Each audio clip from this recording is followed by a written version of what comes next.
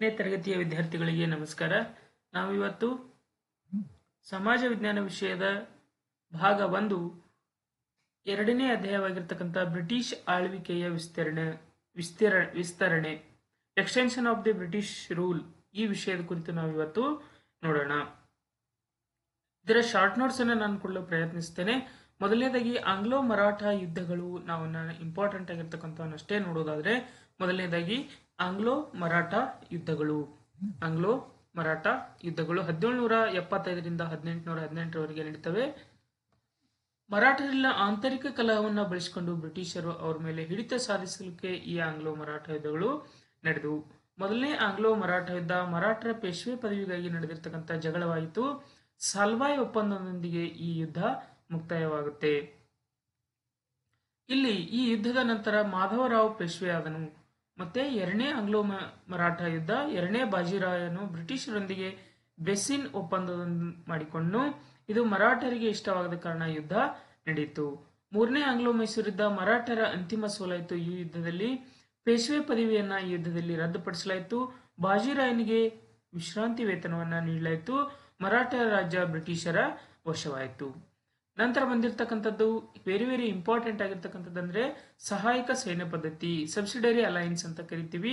ಇದನ್ನ ಜಾರಿಗೆ ತಂದವರು ಲಾರ್ಡ್ ವೆಲ್ಲೆಸ್ಲಿ 1798.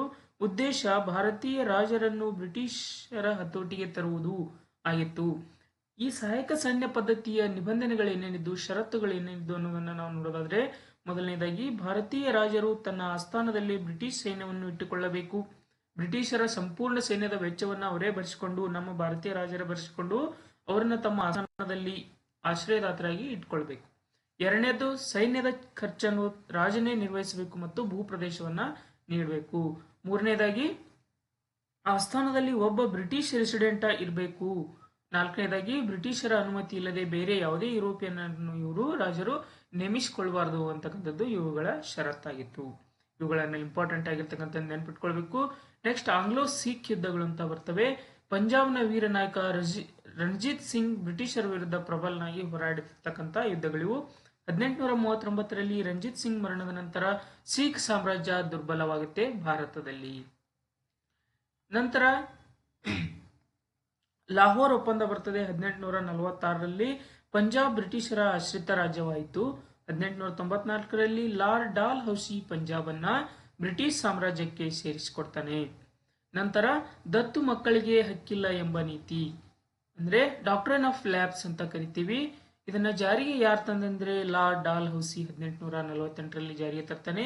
ಇದರ ನಿಯಮ ಏನಾಗಿತ್ತು? ದತ್ತು ಮಕ್ಕಳಿಗೆ ಹಕ್ಕಿಲ್ಲ ನೀತಿ ಏನು ಇದು ಅಂದ್ರೆ, ಯಾವುದೇ ಭಾರತೀಯ ರಾಜನಿಗೆ ನೈಸರ್ಗಿಕ ಪುತ್ರ ಸಂತಾನವಿಲ್ಲದಿದ್ದರೆ, ಅಂದ್ರೆ ಅವನಿಗೆ ಗಂಡು ಸಂತಾನವಿಲ್ಲದಿದ್ದರೆ, ಅವನು ದತ್ತು ಪಡೆದ ಮಗನಿಗೆ ಉತ್ತರಾಧಿಕಾರತ್ವ ಸಿಗುವುದಿಲ್ಲ.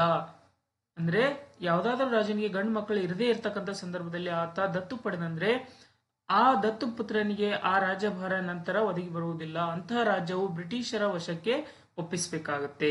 ಈ ರೀತಿಯಾಗಿ ಒಪ್ಪಿಸಿಕೊಂಡಿರ್ತಕ್ಕಂಥ ರಾಜಮಂತ್ರಿಗಳು ಯಾವಂದ್ರೆ, ಒಂದು ಸತಾರ, ಇನ್ನೊಂದು ಜೈಪುರ್, ಸಂಬಲ್ಪುರ್, ಉದಯ್ಪುರ್, ಝಾನ್ಸಿ ಮತ್ತು ನಾಗ್ಪುರ್. ಇವು ಪ್ರಮುಖವಾಗಿರ್ತಕ್ಕಂಥ ರಾಜ್ಯಗಳು. ಇಲ್ಲಿಗೆ ಇದರ ಶಾರ್ಟ್ ನೋಟ್ಸ್ ಮುಕ್ತಾಯವಾಗುತ್ತೆ. ಇಂಪಾರ್ಟೆಂಟ್ ಆಗಿರ್ತಕ್ಕಂಥ ಪ್ರಶ್ನೆಗಳಂದ್ರೆ, ಸಹಾಯಕ ಸೈನ್ಯ ಪದ್ಧತಿಯ ಷರತ್ತುಗಳು ಯಾವುವು ಅನ್ನೋದನ್ನ ಪಟ್ಟಿ ಮಾಡಬೇಕು. ದತ್ತು ಮಕ್ಕಳಿಗೆ ಹಕ್ಕಿಲ್ಲ ನೀತಿ ಬ್ರಿಟಿಷರಿಗೆ ಆದ ಲಾಭ ಏನು ಅನ್ನೋದನ್ನ ನೀವು ಪಟ್ಟಿ ಮಾಡಬೇಕು. ಲಾರ್ಡ್ ವೆಲ್ಲೆಸ್ಲಿ ಮತ್ತು ಲಾರ್ಡ್ ಡಾಲ್ ಹೌಸಿ ಭಾರತೀಯ ರಾಜ್ಯಗಳನ್ನು ಹೇಗೆ ವಶಪಡಿಸಿಕೊಂಡ ಅನ್ನೋದನ್ನ ನೀವು ಉತ್ತರ ಬರೆಯಲು ಪ್ರಯತ್ನಿಸಿ. ನಿಮಗೆ ಈ ವಿಡಿಯೋ ಇಷ್ಟ ಆದರೆ ನಮ್ಮ ಚಾನಲ್ KS ಕ್ಲಾಸಸ್ ಇದನ್ನ ಸಬ್ಸ್ಕ್ರೈಬ್ ಮಾಡಿ, ಲೈಕ್ ಮಾಡಿ, ಮತ್ತೆ ನಿಮ್ಮ ಗೆಳೆಯರೊಂದಿಗೆ ಈ ಕ್ಲಾಸಸ್ಗಳನ್ನು ಶೇರ್ ಮಾಡ್ತೇನೆ ಅಂತ ಹೇಳ್ತಾ ಶುಭವಾಗಲಿ. ಧನ್ಯವಾದಗಳು.